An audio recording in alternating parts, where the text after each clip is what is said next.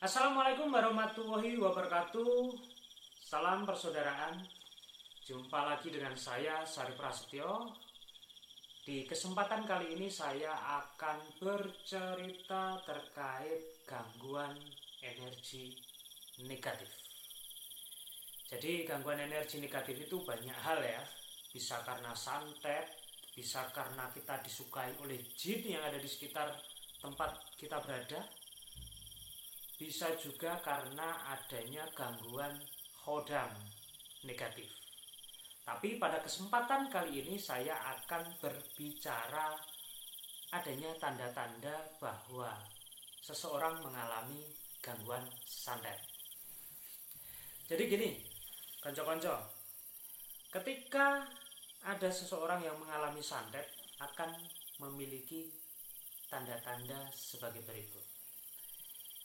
Biasanya orang yang mengalami gangguan santet, dia ketika berada di fase tidur, ya, saat dia tidur menuju lelap lah istilahnya, dia akan mengalami gangguan. Gangguannya seperti apa?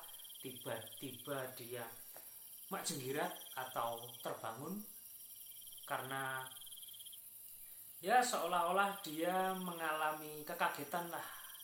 Jadi selama tidur dia benar-benar tidak nyaman dan terbangun secara tiba-tiba. Seolah-olah itu mendapat kejutan. Jadi tidak nyaman tidurnya. Dan hal ini bisa dijelaskan dengan ilmiah ya. Kenapa begitu?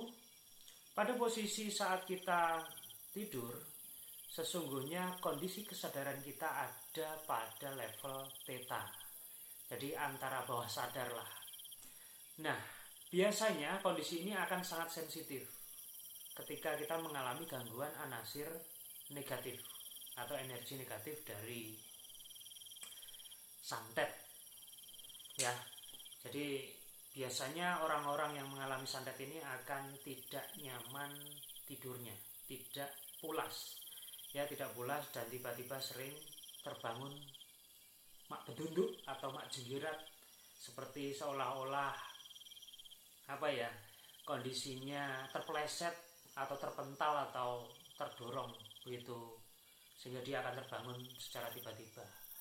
Yang kedua, biasanya orang yang mengalami gangguan santet ketika dia tidur malam ya, ketika biasanya dia terjaga sampai malam, tidak akan tidur awal-awal lah.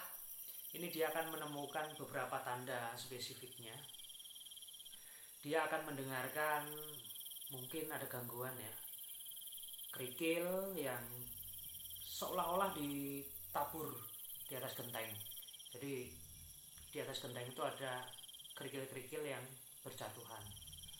Kemudian hal yang lebih soft lagi atau halus adalah seolah-olah di pendengaran kita, di genteng kita ada pasir yang ditaburkan, sreng gitu misalnya. Itu salah satu tanda adanya santet.